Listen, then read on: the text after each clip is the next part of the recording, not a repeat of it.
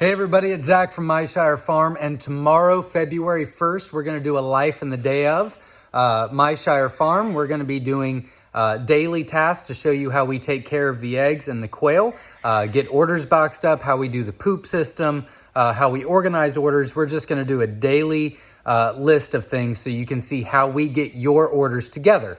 Now, with that being said, we wanted your feedback. Do you want to do a live feed all day and follow me around, or do you want to do short little clips to show you how we do each one?